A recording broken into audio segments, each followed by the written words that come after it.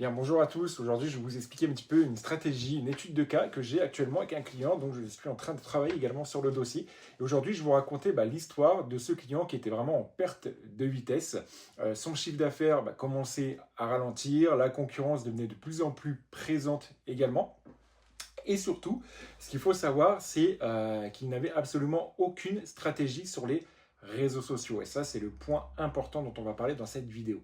Alors, Facebook, Instagram, je peux vous dire que pour lui, c'était un monde complètement inconnu. Et d'ailleurs, comme beaucoup de dirigeants aujourd'hui d'ailleurs, qui font appel à nos services et qui on leur permet d'ailleurs d'avoir une meilleure stratégie. Alors, pour aller un petit peu plus loin, nous, on a vraiment décidé d'utiliser différentes stratégies pour inverser la tendance. Et dans cette vidéo, je vais vous montrer étape par étape et vous raconter étape par étape surtout comment je construis une stratégie de visibilité locale à partir de zéro. Alors pour vous expliquer un petit peu le contexte global, quand je rencontre en fait ce client pour la première fois, je lui pose une question en fait qui est vraiment toute simple. C'est simplement comment vos futurs clients vous trouvent-ils aujourd'hui? Voilà, une seule question et sa réponse a été vraiment assez surprenante et immédiate. Donc il m'a répondu comme la plupart des personnes, le bouche à oreille. Sauf que le bouche à oreille, on le sait, il n'y a pas de contrôle dessus et aussi quelques recommandations et quelques clients historiques. Voilà, c'est ce qu'il m'a dit un petit peu pour le début de notre rendez-vous. Alors, il m'a évoqué aussi Google, etc. Mais ça, j'en ferai un petit peu plus de détails. Alors, concrètement, je lui dis ensuite comment vous souhaitez vous développer dans 5 ans. Là, c'était un silence parce que le véritable problème n'était pas son activité. Le véritable problème était sa dépendance au bouche-à-oreille en partie. Une entreprise qui dépend uniquement du bouche-à-oreille subit aussi son développement. Elle ne le contrôle absolument pas. Vous ne pouvez pas contrôler demain une personne si elle va continuer ou non de faire du bouche à oreille. Et lorsque l'activité ralentit, il n'y a plus aucun levier en fait à actionner. Et malheureusement, là, c'est la perte de présence sur le territoire et les réseaux sociaux en partie qui n'étaient pas encore fondés d'ailleurs pour ce client.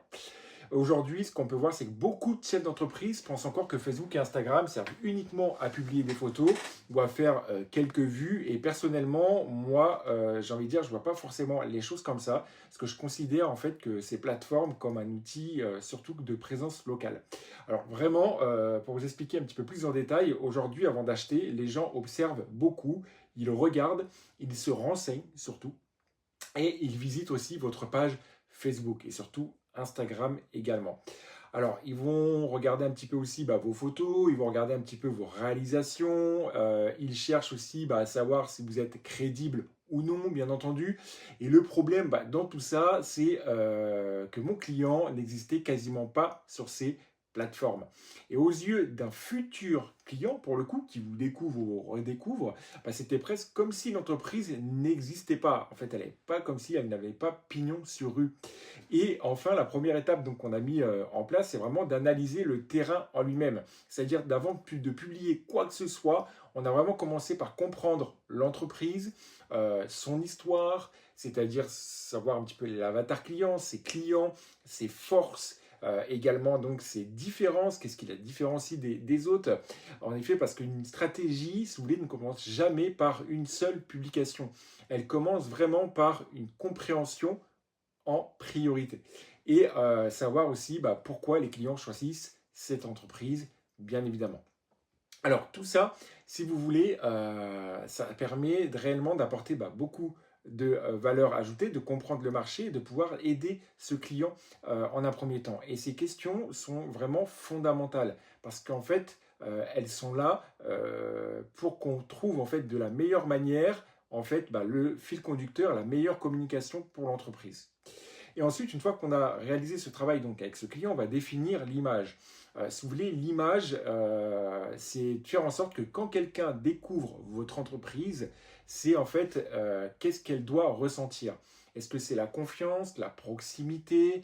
Est-ce que c'est également le professionnalisme aussi? Est-ce que c'est l'expertise? Est-ce que c'est également l'authenticité? Voilà, il y a plein de choses et plein d'axes marketing et d'axes de communication à savoir et à mettre en place. Une entreprise, en tout cas, elle ne peut pas tout faire aujourd'hui à la fois. Il faut choisir et construire autour de cela. C'est exactement ce que nous avons fait. C'est vraiment choisir les bons axes marketing, en fonction de ce que les clients et la future audience donc étaient susceptibles de vouloir. Et tout ça, ça se construit étape par étape en créant donc les premières fondations. Et en fait, c'est ici que les réseaux sociaux entrent réellement en jeu. Nous avons créé vraiment une présence cohérente, une page également professionnelle, et également à savoir des visuels qui sont complètement également homogènes, qui collent à l'entreprise, au personnage à qui vous êtes, et une ligne directrice et un calendrier surtout éditorial qui est en cohérence avec les objectifs. Et l'objectif n'était pas de vendre aussi immédiatement, ça c'est quelque chose qu'il faut retenir. L'objectif était d'exister en un premier temps, parce qu'avant de devenir une référence, il faut déjà être visible, faire comprendre l'univers de la personne, l'univers de l'entreprise, ce qu'elle propose, et par effet de résonance, les bonnes personnes vont s'orienter vers elle. Et enfin, le point le plus important, c'est aussi humaniser. C'est probablement en tout cas l'étape la plus importante, parce qu'aujourd'hui, les gens achètent à des personnes, pas à des logos. Nous avons donc commencé à montrer donc les équipes, mettre en avant le dirigeant, les coulisses, mettre en avant le savoir-faire également, donc les histoires donc de l'entreprise, l'historique, le quotidien, bref, etc. Et ça, c'est quelque chose d'intéressant qui s'est produit par la suite, c'est que les clients ont commencé en tout cas à réagir, à commenter, à partager et également donc à liker. Et ça, pourquoi ? Parce qu'ils reconnaissaient enfin les personnes derrière l'entreprise. Donc vous voyez, c'est vraiment un maillage qu'il y a à faire, toute une stratégie à faire, et pas de la publication pour publier ou encore une publication au hasard. Et ça crée réellement, croyez-moi, une vraie machine de visibilité, une croissance de visibilité pour l'entreprise. Pourquoi ? Parce qu'une publication aujourd'hui ne change rien, deux non plus, c'est vraiment la répétition qui va tout changer. L'objectif n'est pas de faire le buzz, la répétition en ayant ses bases, ses fondations, donc je vous ai parlé bien sûr, pas des répétitions dans le vide. Et l'objectif, bien évidemment, c'est d'être présent. Encore et encore, moi j'appelle cela tout simplement occuper le terrain. Lorsque quelqu'un pense à votre métier dans votre secteur, vous devez faire partie des premiers noms qui lui viennent à l'esprit, bien entendu.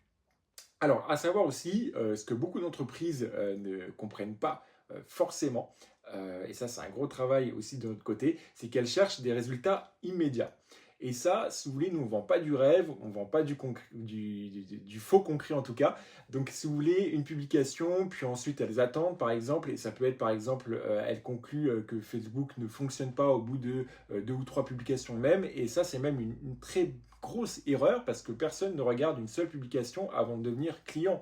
Les gens observent, comparent, suivent, interagissent. Et aujourd'hui, il faut être vu plus de 11 fois avant qu'une personne déclenche l'envie de se rendre chez vous. Et ça, surtout, c'est quelque chose qu'il faut avoir en tête. Alors, donc, à savoir, on a continué, bien évidemment, toutes ces stratégies avec ce client, notamment qui n'avait aucune stratégie donc au départ, aucune présence, aucune vision sur Facebook donc, et Instagram. Et bien entendu, nous sommes partis de zéro. Et aujourd'hui, nous sommes en train justement de construire quelque chose de beaucoup plus solide et surtout une visibilité locale durable. Parce qu'au fond, ce qu'il faut savoir, c'est que le véritable objectif des réseaux sociaux n'est pas d'obtenir des likes. Le véritable objectif est de devenir surtout évident aux yeux de vos futurs clients. Et si votre entreprise aujourd'hui dépend encore uniquement du bouche à oreille, posez-vous absolument donc cette question, c'est que se passerait-il si ce bouche à oreille ralentissait demain? Je vous laisse me répondre en commentaire. Et surtout, avez-vous déjà commencé à construire tout simplement le prochain levier de croissance de votre entreprise? Voilà, si cette vidéo vous a plu, pensez à vous abonner, à liker, à partager et dites-moi en commentaire donc ce que vous pensez de votre stratégie, quelle stratégie vous avez mis en place potentiellement, sans en dire plus bien entendu, et si vous souhaitez que je réalise d'autres études de cas de ce type. À très bientôt.